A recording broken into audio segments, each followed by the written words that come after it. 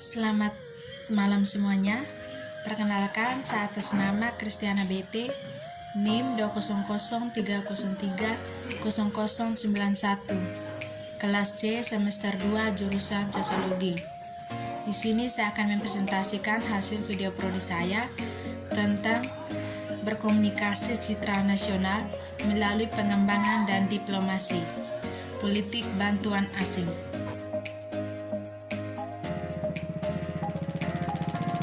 Mata kuliah Sosiologi Komunikasi. Oke, baik, pertama kita memasuki dimensi baru dalam politik gambar dan bantuan James Pamen. Koleksi diedit ini menarik research interdisiplinan untuk menjelajahi dimensi baru dalam politik citra dan bantuan. Meskipun komunikasi pembangunan dan diplomasi publik telah ditetapkan menjadi bidang penelitian, hanya ada sedikit pengetahuan untuk memahami bagaimana kedua bidang ini berhubungan satu sama lain. Dan bagaimanapun doktrin pembangunan internal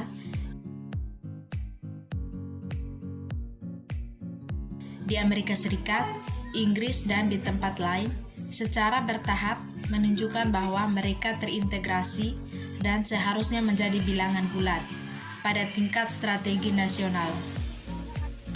Demikian pula, tipu daya yang ambigu seperti kekuasaan lunak dan merek bangsa adalah mengisyaratkan perubahan bagaimana bangsa-bangsa mewakili identitas dan kepentingan mereka satu sama lain.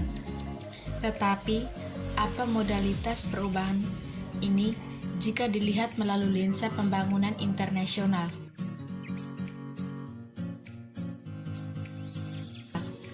Dan bagaimana strategi-strategi ini berinteraksi pendekatan yang diambil dalam volume ini adalah untuk mempertimbangkan berbagai kasus menarik pada kombinasi lensa, teoritis, dan konseptual yang dengan caranya sendiri mengkombinasikan fokus pada bantuan dengan perhatian pada image.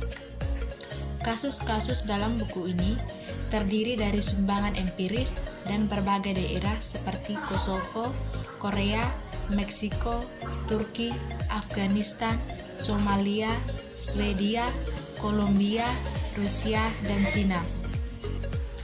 Bersama-sama kasus-kasus ini membentuk kelompok pengetahuan baru tentang bagaimana debat kontemporer dalam diplomasi publik, kekuatan lunak, dan penandaan pada bangsa secara fundamental berubah bukan hanya komunikasi bantuan, tetapi juga strategi modalitas dan praktiknya yang lebih luas.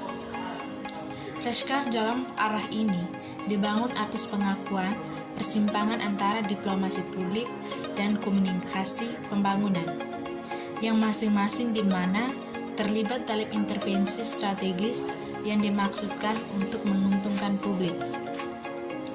Sementara komunikasi pembangunan sebagai suatu bidang tidak selalu mengartikulasikan pentingnya kepentingan politik dan politik.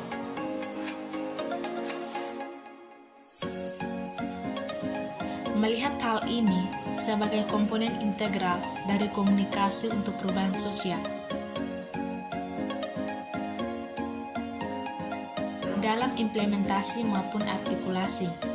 Demikian pula, pembahasan tentang diplomasi dan pengejaran kepentingan nasional sering muncul di permukaan yang biasa disebut geopolitik. Sementara itu, diikuti bagaimana aktivitas ini mengarah atau tidak langsung atmosfer dan memberdayakan societies dan individu untuk membentuk perkembangan mereka sendiri. Untuk itu, menganalisis lapisan tumpang tindih antara berbagai pendekatan ini. Kerangka kerja konseptual pusat dilandaskan dalam pemahaman kita tentang interference dan di seluruh strategi mempromosikan kekuasaan lunak, diplomasi publik, komunikasi pembangunan, dan bangsa branding, yang berteori saling ketergantungan antara berbagai bidang urusan internasional menjadi integral dari penggunaan paling konyol pada istilah soft power. Dalam artikelnya, di tahun 1990 menjabarkan kekuasaan lunak sebagai sarana untuk mengubah kekuasaan antar bidang hubungan internasional. Dan ia menyatakan bahwa pecahnya politik dunia ke dalam banyak bidang yang berbeda telah membuat sumber daya tidak terlalu kentara, yakni tidak mudah dipindahkan dari bola ke bola. Oleh karena itu, instrumen-instrumen lain seperti komunikasi, keterampilan organisasi dan kelembagaan, dan manipulasi, ketergantungan terhadap satu sama lain telah menjadi penting. Ketergantungan terhadap satu sama lain ini seringkali seimbang dalam bidang yang berbeda, seperti persatuan, perdagangan, dan keuangan. Komunikasi di persimpangan, pembangunan, diplomasi publik, dan kekuatan lunak. Pada bagian ini kita dapat melihat bahwa mengembangkan dasar teoritis untuk lebih mendukung persimpangan antara diplomasi publik dan komunikasi pembangunan. Kedua bidang ini menyangkut teori-teori pengaruh atas perubahan sosial di negara-negara paksaan, baik perubahan-perubahan itu bersifat kaku, perilaku, atau politik sosial.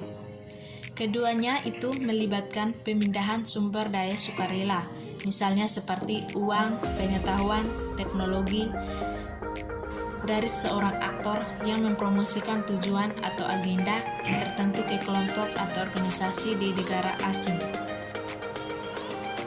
Keduanya berupaya untuk merangsang dan memberikan hasil kebijakan yang diinginkan, untuk membentuk masyarakat sipil dan sektor swasta yang aktif, dan pada akhirnya mendukung apa yang diyakini mewakili kepentingan umum. Kedua strategis direncanakan dan disengaja. Selain itu, Defcom dan PD bisa dibilang ditempatkan sebagai alat kekuasaan ringan, apa yang digambarkan oleh Joseph sebagai kuasa gabungan, mencakup satu negara yang mempengaruhi warga negara lain untuk mengembangkan selera atau menentukan minat mereka dengan cara konsisten dengan standarnya sendiri. Pemindahan sumber daya sukarela dari seorang donor ke negara penerima mungkin memiliki tujuan utama untuk mendukung pembangunan klitoris atau kemanusiaan, tetapi itu juga dapat menawarkan manfaat sekunder untuk negara donor yang diambil dari pola interaksi, preferensi untuk bahasa, budaya, nilai, dan struktur kelembagaan tertentu yang mencerminkan pola kolonialisme. Kesamaan ini tidak konsisten dengan standarnya sendiri. Pemindahan sumber daya sukarela dari seorang donor ke negara penerima mungkin memiliki tujuan utama untuk mendukung pembangunan klitoris atau kemanusiaan, tetapi itu juga dapat menawarkan manfaat sekunder untuk negara donor yang diambil dari pola interaksi, preferensi untuk bahasa, budaya, nilai, dan struktur. Garis pembuka buku pedoman untuk mengembangkan komunikasi untuk perubahan sosial baru-baru ini berbunyi, penggunaan komunikasi dan media sosial sebagai alat dan proses untuk mengekspresikan dan mendorong perubahan sosial, budaya, dan politik yang telah meningkatkan selama bertahun-tahun. Demikian pula, kata pengantar editor untuk koleksi besar-besar tentang diplomasi publik mengomentari bahwa konsep kepolisian menyediakan kerangka kerja yang tepat untuk memikirkan dampak revolusi komunikasi tentang penerapan kebijakan luar negeri.